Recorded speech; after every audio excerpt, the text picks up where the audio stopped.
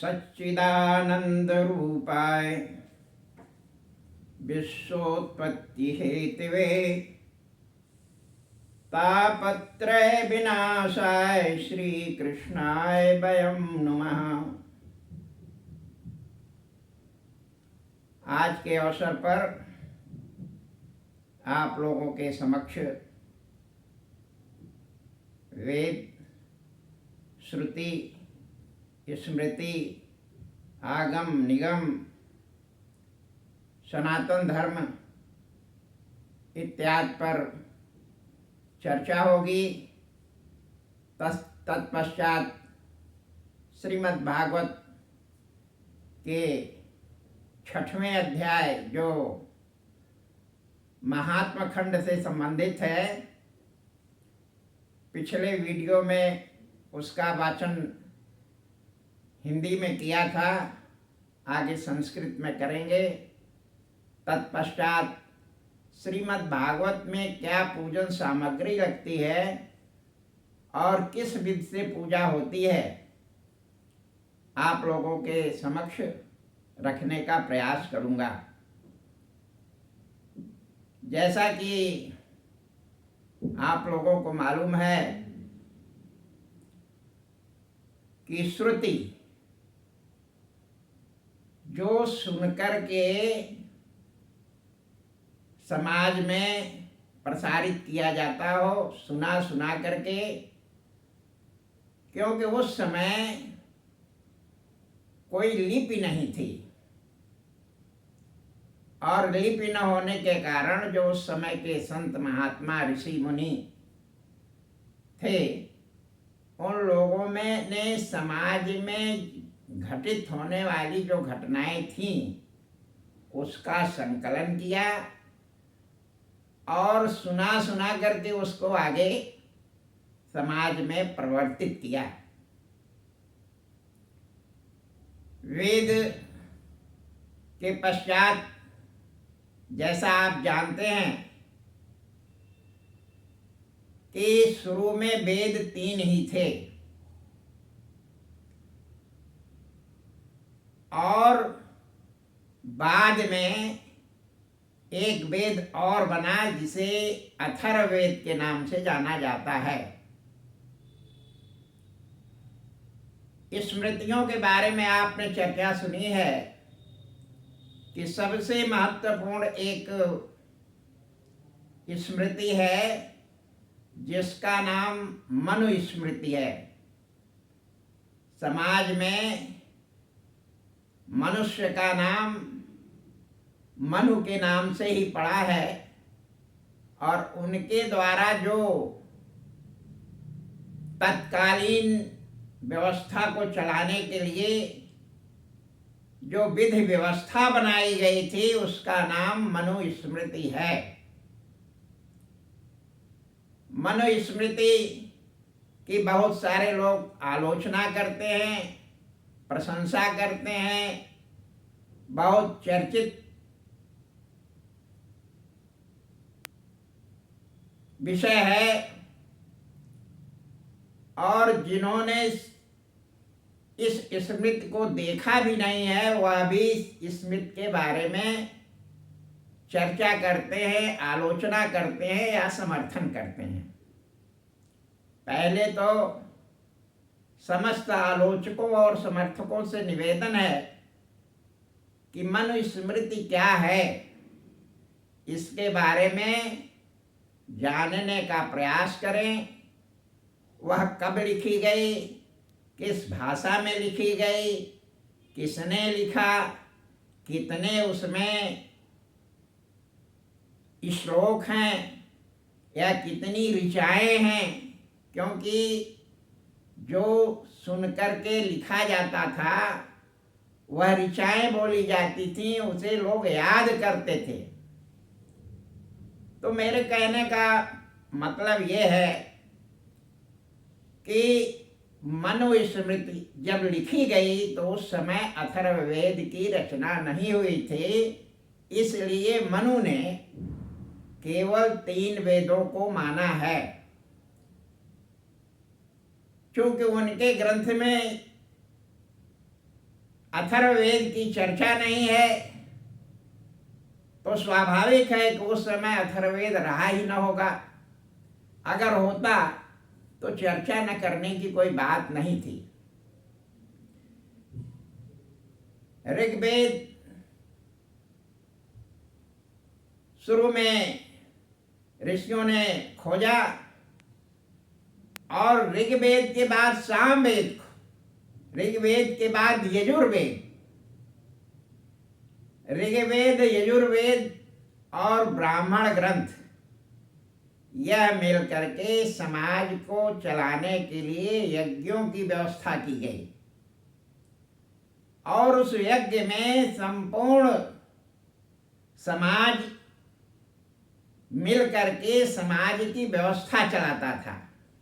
उसमें शिक्षा की व्यवस्था थी, अर्थ नीति की व्यवस्था थी, राज संचालन की व्यवस्था थी, हर तरह की व्यवस्थाएं उसमें थी। यजुर्वेद में यज्ञों का विधान है, उसके पश्चात सामवेद बना। सामवेद के बारे में कालिदास ने कहा है कि सामम किम न तुष्टे। साम माने होता है प्रार्थना, स्तुति। स्तुति से किसको प्रसन्न नहीं किया जा सकता। बाद में चाणक्य ने उसी विषय पर लिखा कि राजनीति में 4 तरह की व्यवस्थाएं हैं। साम, दाम, दंड, भेद। साम का अर्थ होता है स्तुति, प्रार्थना। अगर किसी को किसी से कोई वस्तु की जरूरत है, किसी तरह के सहयोग की जरूरत है, तो उसके लिए उसकी प्रार्थना करना चाहिए, प्रार्थना करना पड़ता है। और जो प्रार्थना की व्यवस्था है वो सामवेद में है। चाणक्य ने तो और भी कहा है, अगर कोई व्यक्ति प्रार्थना करने से न माने तो उसे उस चीज का मूल्य दे दिया जाए, माने दाम दे दिया जाए। अगर उससे भी नहीं मानता है तो उसे दंडित किया जाए, उसके विरुद्ध युद्ध अभियान जैसी कोई व्यवस्था करी जाए। अगर उससे भी आप विजयी उस पर नहीं हो रहे हैं तो फिर अंतिम नीति होती है कि आपस में फूट डाल दो। और फूट डालने की प्रक्रिया के तहत आज भी वह प्रक्रिया का पालन होता है। विभिन्न देशों में गुप्तचर एजेंसियां होती हैं, वे विभिन्न देशों में जाकर के तरह तरह की बातें भ्रम फैला करके आपस में फूट डाल करके फिर अपने लक्ष्य में सफल होती हैं। तो यह सामवेद के बारे में हमने बताया कि साम का अर्थ ये होता है। अब विषय आता है कि अथर्ववेद क्या है। अथर्ववेद हमारे समाज में हर दिन निकलने के साथ सूर्य की किरणें निकलती हैं और प्रत्येक सूर्य की किरणों के साथ विश्व में, समाज में नई नई समस्या आती हैं, नए नए रोग आते हैं, नई नई व्यावसायिक समस्याएं आती हैं, नई नई तकनीकी समस्याएं आती हैं। रोज नई समस्या, और उस समस्या का जो समाधान जो वेद करता है उसका नाम अथर्ववेद है। ये रही वेदों और उपनिषदों के विषय में बात। अब अगली बात आती है कि हमारे समाज को सनातन समाज क्यों कहते हैं, हमारे धर्म को सनातन धर्म क्यों कहते हैं। आपकी जानकारी के लिए श्रीमद् भागवत के 11वें स्कंद के 17 अध्याय का उल्लेख करना चाहता हूं। सनातन धर्म के पूर्व एक धर्म भारतवर्ष में या यहाँ पर अपने यहाँ ऋषियों ने प्रचलित किया था, उसका नाम था हंस धर्म। हंस के बारे में आप जानते हैं कि हंस में इतनी शक्ति होती है कि वह दूध और जल को अलग कर सकता है। कहने का अर्थ यह है कि सत्य और असत्य, सत्य क्या है और असत्य क्या है, उसमें भेद कर सकता है। ऐसा धर्म भारतवर्ष में प्रचलित था जिसमें सत्य क्या है और असत्य क्या है इसका भेद करके पूरे समाज का संचालन किया जाता था। लेकिन यह धर्म त्रेता युग में था, भगवान श्री राम जब हुए थे। बाद में द्वापर युग में सनातन धर्म आया। इसका भी उल्लेख श्रीमद् भागवत के 11वें स्कंद के 17वें अध्याय में ही है। वहीं से सबसे पहले सनातन धर्म की बात आती है।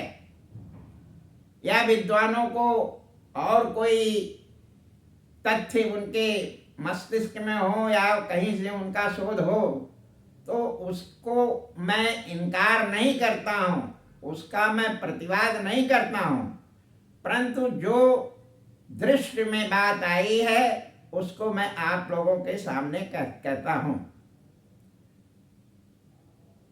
सनातन काल जब से शुरू हुआ है, हमारे यहाँ यज्ञों और धार्मिक अनुष्ठानों के माध्यम से समाज का संचालन होता रहा। हमारे गुरुकुल, हमारे तीर्थ स्थान, हमारे 12 ज्योतिर्लिंग, हमारे चारों धाम, यह आर्थिक और सामाजिक गतिविधियों के केंद्र थे। यहाँ पर यज्ञ हुआ करते थे। यज्ञ का अर्थ सामान्य पूजा पाठ से न निकाला जाए।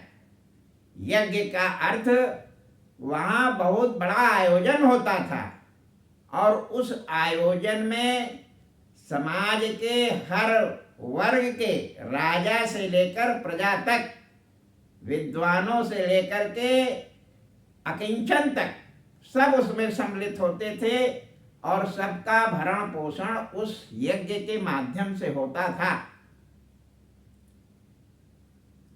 अब हमारे यहाँ पर सप्तपुरियाँ थी। अयोध्या, सप्तपुरियों में अयोध्या, मथुरा, माया, काशी, कांची, अवंतिका, प्रयागे पाटलिपुत्रम, सप्तेता,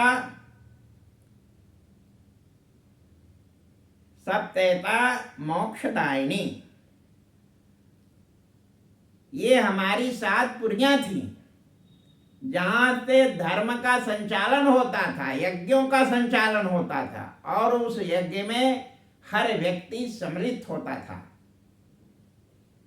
और जैसा प्रयाग की चर्चा करना बहुत उपयुक्त हम समझते हैं, अभी प्रयाग में एक यज्ञ हुआ था और उस यज्ञ में समस्त संसार के कहने का तो ये लोग दावा करते हैं, सरकार का भी दावा है और जिन लोगों ने देखा है वह भी चर्चा करते हैं कि 60 करोड़ या उससे अधिक लोग इस यज्ञ में सम्मिलित हुए, गंगा स्नान के लिए आए। यहाँ विभिन्न तरह के याज्ञिक आयोजन हुए, उसमें सम्मिलित होने के लिए आए और 60 करोड़ की जनसंख्या आई तो उसकी तमाम तरह की व्यवस्थाएं हुई। उसमें तमाम तरह के नए नए उद्यम बने, तमाम तरह के नए नए रोजगार बने, तमाम तरह की व्यवस्थाएं बनी, तमाम तरह के निर्माण हुए। आपकी जानकारी में प्रतिदिन प्रयागराज में 27,000 लोग हवाई जहाज वायु मार्ग से आया करते थे। अब न तो उस यज्ञ आयोजन के पश्चात न तो इतने यात्री आ रहे हैं न उसके पहले आया करते थे, लेकिन यज्ञ के आयोजन पर इतने लोग आए, सम्मिलित हुए।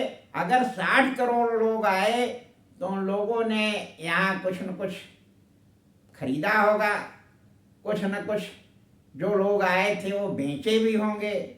तमाम नई नई बातें, नई नई जानकारियां उनके मस्तिष्क में आई होंगी, तमाम ज्ञान मिला होगा। तो इसी प्रकार से पूरे भारतवर्ष में जो सप्तपुरियां थीं, 12 ज्योतिर्लिंग थे, 52 शक्तिपीठ थे, उन शक्तिपीठों पर, उन ज्योतिर्लिंगों पर, उन तीर्थ स्थानों पर यज्ञ होते थे, वेदों द्वारा संचालित यज्ञ हुआ करते थे। उसमें समाज के हर वर्ग सम्मिलित होते थे। और जिस तरह से अभी आप लोगों ने देखा कि प्रयाग क्षेत्र में जो आया उसे भोजन की चिंता नहीं करनी पड़ी। समाज ने, यज्ञ आयोजन कर्ताओं ने वहाँ पर लोगों को भोजन दिया। अब वह अलग विषय है कि किसी ने उस यज्ञ के भोजन में अपनी हिस्सेदारी की या नहीं की, लेकिन भोजन के लिए कोई समस्या नहीं थी। तो मेरे कहने का अर्थ ये है कि यज्ञों के माध्यम से समाज का संचालन उस समय हुआ करता था और उसमें चारों वर्ण के लोगों की व्यवस्था रहती थी।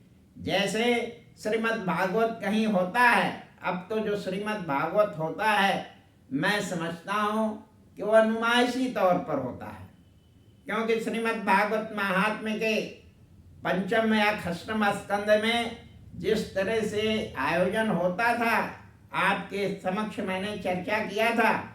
उस चर्चा में देश देशांतर के लोगों को बुलाया जाता था, उनके रहने की व्यवस्था होती थी, उनके खाने की व्यवस्था होती थी, और वहाँ पर ऐसे भोजनालय होते थे कि बिना भोजन के कोई न रहे। इस तरह से समस्त संसार में जहाँ भी इस तरह के यज्ञ के आयोजन होते थे, वहाँ पर सबको भोजन, जलपान और विश्राम की व्यवस्था होती थी।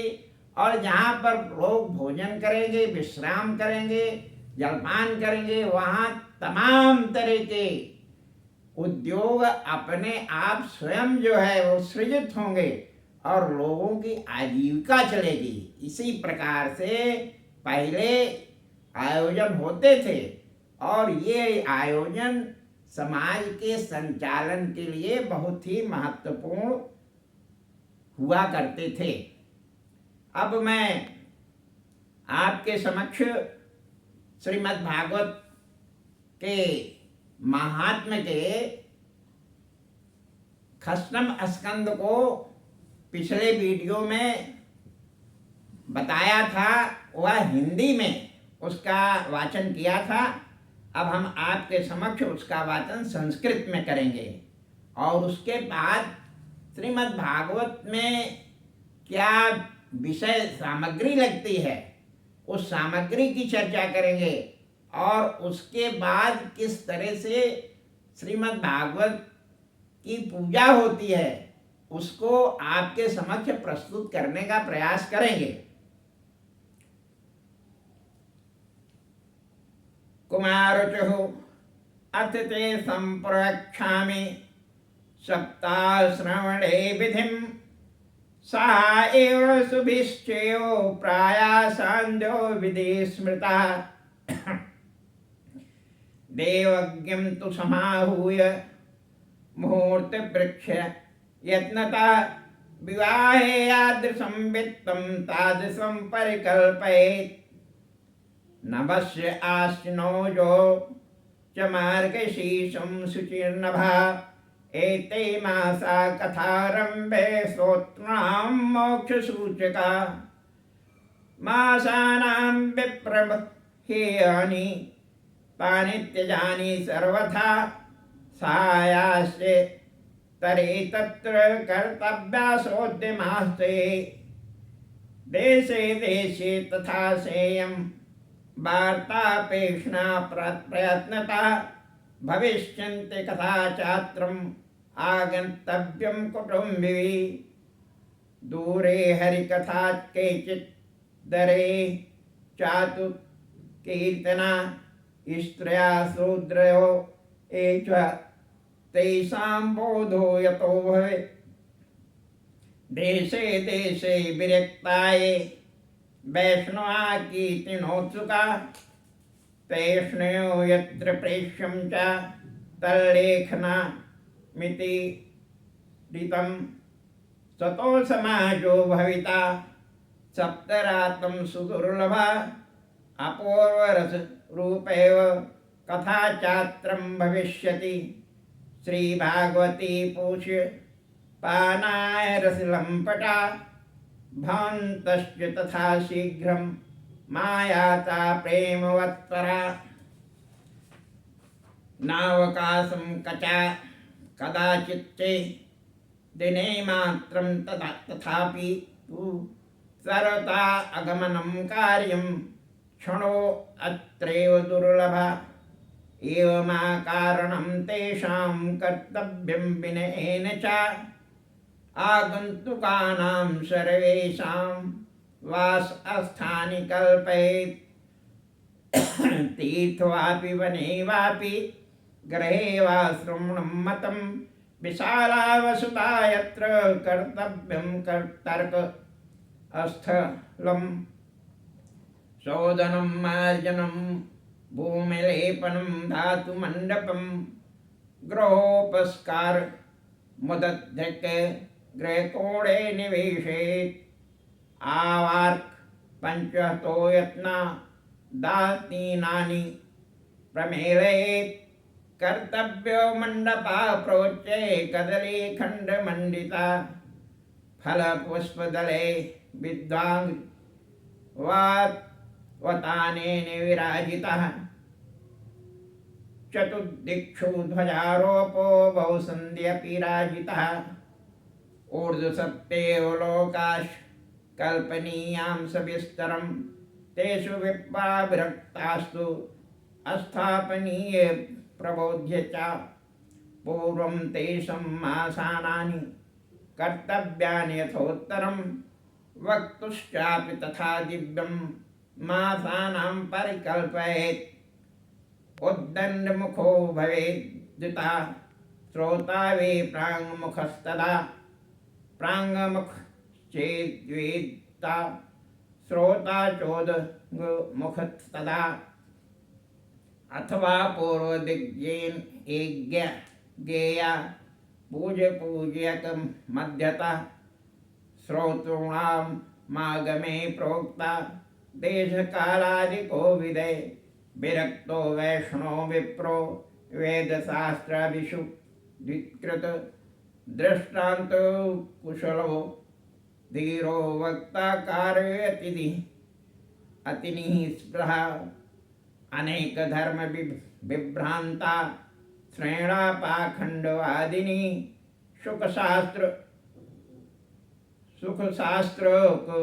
चोच्चारे त्याज्यांते यदि पंडिता। वक्तुपाश्चे सहायाश्च अन्य अस्थाप्यस्य तथा विधि। पंडिता संशयच्छेता लोकबोधनतत्परे। वक्ता क्षौरं प्रकर्तव्यं दिनादर्वाग्र व्रताप्ते। अरुणोदये असो निवृत्तौ शौचं स्नानं समाचरेत्। नित्यं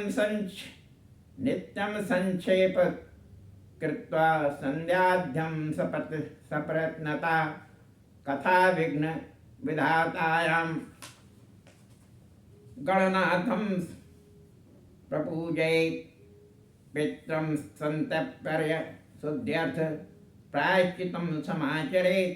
मण्डलं च प्रकर्तव्यं तत्र स्थाप्यो हरिस्तथा। कृष्णामुद्दिश्य मन्त्रेण चरेत् पूजा विधिं क्रमात्। प्रदक्षिणा नमस्कारान् पूजान्ते स्मृतिमाचरेत्। संसार सागरे मग्नं दीनं मा करुणानिधे। कर्म मोह गृहीताग्रं मामुद्धरं भवार्णवात्। श्रीमद्भागवतस्यापि तथा पूजा प्रयत्नता कर्तव्या विधिना प्रीत्या धूपदीपसमन्विता। ततस्तु श्रीफलं धृत्वा नमस्कारं समाचरेत्। पुष्टिं प्रसन्नचित्तेन कर्तव्या केवलं तदा। श्रीमद्भागवताख्यो अयं प्रत्यक्षं कृष्ण एव हि स्वीकृतोऽसि मया नाथं मुक्त्यर्थं भवसागरे। मनोरथो मदीयोऽयं सफलाशरथा त्वया निर्विघ्नेव कर्तव्यो दासो अहं तव केशव। एवं दीनवचा प्रोक्त्वा वक्तारं चाथ पूजयेत्। सम्भूष्य वस्त्रशम्भु विपूजान्ते ते च संस्तवेत्। शुक्रोप्रं प्रभोऽध्यग्र सर्वशास्त्रविशारदा। एतत् कथा प्रकाशेन मज्ञानं विनाशय। तदग्रे नियमः पश्चात् कर्तव्या श्रेयसे मुदा। सप्तरात्रं यथा शक्त्या धारणीया स एव हि। वर्णं पञ्चविप्राणां कथाभङ्गनिमित्ते कर्तव्या ते ह्रीजाप्यं द्वादशाक्षर विद्यां। ब्राह्मणान् वैष्णवांश्चान्यांस्तथा कीर्तनकारिणा नत्वा सम्पूज्यं तत्याज्ञ स्वयं मासनमाविशेत्।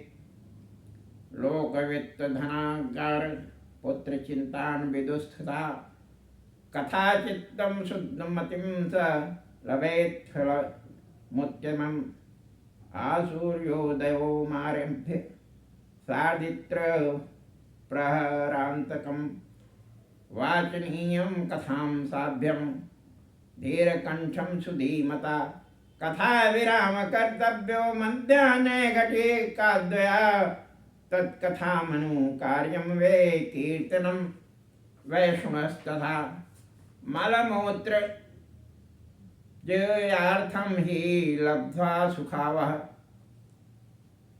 हविष्यान्नेन कर्तव्यो होकवारं कथार्थिना। उपोष्य सप्तरात्रं वे शक्तिश्चे शृणुयात्मता।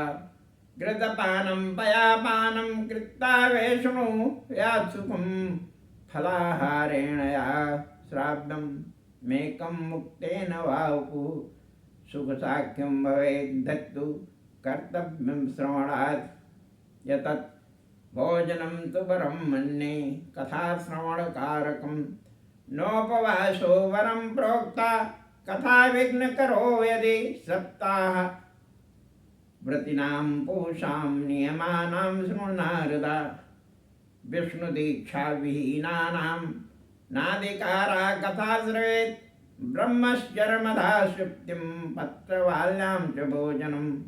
कथा सप्तामतो मुक्तिं च कुर्यान्नित्य कथावृत्ति। द्विदले मधुं तैलं च गरिष्ठान्नं तत्रैव च। भावदृष्टुं पर्युषितं जहवा नित्यं कथान्वती। कामक्रोधं मदं पानं मत्सरं लोभमेव च। दम्भं मोहं तथा द्वेषं दूरत्येव कथावृत्ति। वेदवैष्णवाभि प्राणानां गुरुगोवृत्तीनां तथा। स्त्रीराज मातां निद्रां वर्जयेद् कथावृत्ति। रजस्वला त्याज्ला म्लेच्छापति त्वृताद् केसरा।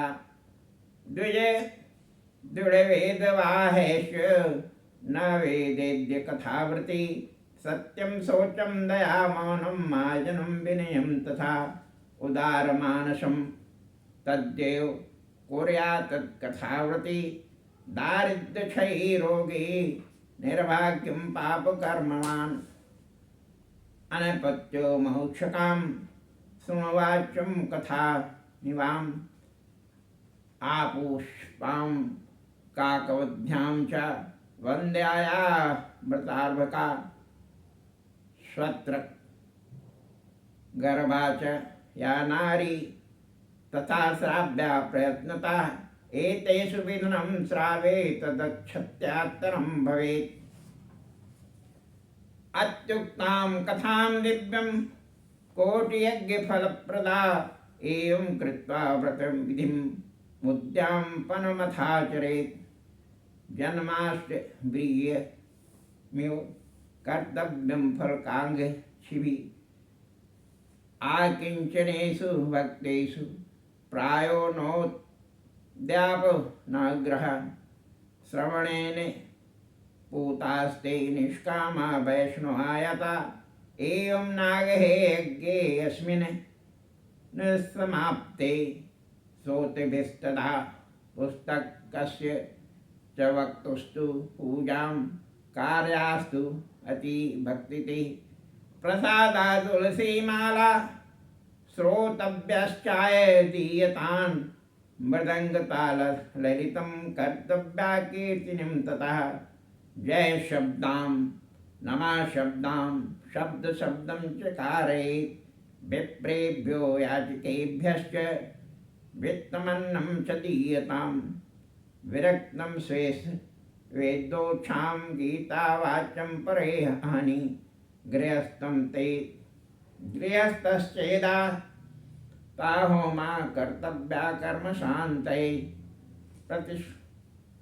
प्रतिश्लोकं च जुह्यादीनां दशमस्य च पायसं मधुं सापिष्यतिलान्नं दिकं संयुतम् अथवा हवनं कुर्यात् गायत्रासुत माहितं तन्यत्रात् पुराणास्यां परमस्य च तत्त्वतः होमाशक्तो बुधो होम्यं दत्तात् फले सिद्धे नमाच्छिद्र निरोधाय न्यूनाताधिका तानयो दोषयो प्रशमार्थं च पठेन्नाम सहस्त्रकं तेन स्यात् तत्फलं सर्वं न्यास्तम् आसीदिकं यथा द्वादशं ब्राह्मणान् च दोजन्ये नमुपासे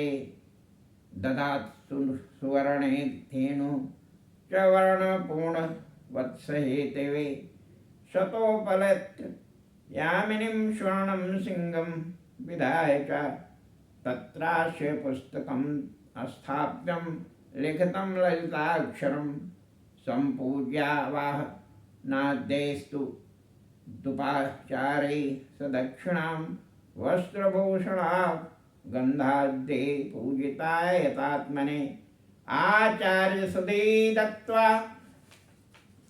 मुक्तस्था मुक्तस्याद्र ववर्धने एवं कृते विधाने च सर्वपापनिवारणो फलनां स्यात्तु पुराणं तु श्रीमद्भागवतं शुभं धर्मकामार्थ मोक्षाणां साधनं स्वानसंशया कुमारहौचु इति ते कथितं सर्व किं ब्रूयः श्रोतुमिच्छसि श्रीमद्भागवतेन मुक्तिं मुक्तिकरे स्थिता श्रुत्वात् इत्युक्त्वा ते महात्मानः प्रोचु भार्गवती कथां सर्वपापाहरं पुण्या मुक्तिप्रदायिनी शृण्वन्तं सर्वभूतानां सप्ताहं नियतात्मनां मथा विधिं ततो देवं दृष्ट्वा पुरुषोत्तमं तदन्ते ज्ञानवैराग्य